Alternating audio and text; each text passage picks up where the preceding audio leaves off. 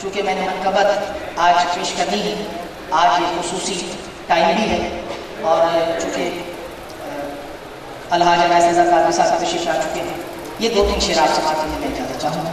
फैज़ तो है पीरे तरीक़त का, किस किस का ईमान है सुभान अल्लाह। अगर आप तक फैज़ पहुँचा है पीरे तरीक़त का तो आप भी बोलेंगे फैज़ तो आम है पीरे तरीक़त का, फैज़ तो आम है पीरे तरीक़त का, इतना ऊंचा नाम है। तुम्हारे बोलने का बताया है फैज़ तो आम है पीरे तरीक़त का, फैज़ तो आम है।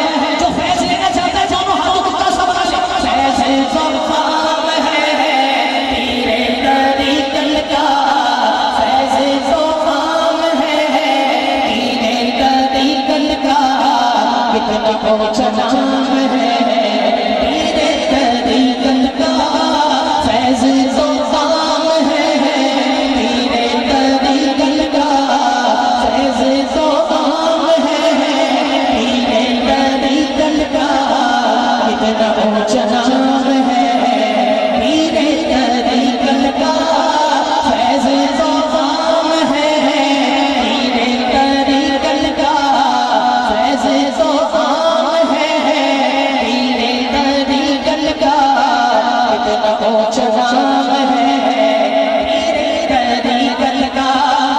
अरे महशर का खौफ न करे बख्शा तू जाएगा। आप बैठ जाइए, मेरी गुजारिश है और मेहरबानी बैठ जाए बैठ जाए आप भी बड़ी मेहरबानी।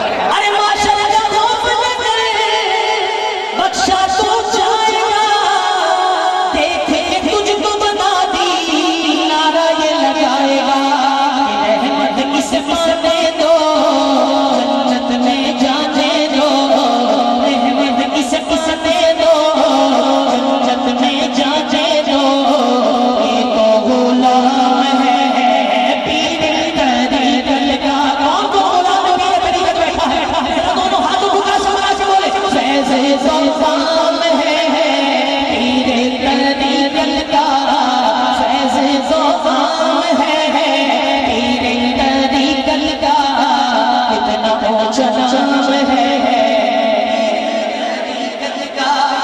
और कोई मुझसे पूछेगा ये तूने कैसे किया, नेकी तो पास नहीं थी कैसे तू बख्शा गया, जन्नत का मुश्तलिए सबको सिखा दूंगा, ये भी इनाम है पीरे तरीक़त का, इतना ऊंचा नाम है। आखिरी शेर और हर जो भी यहाँ पे गुलाम बैठे हैं पीरे तरीक़त के आशिक बैठे हैं, मेरा साथ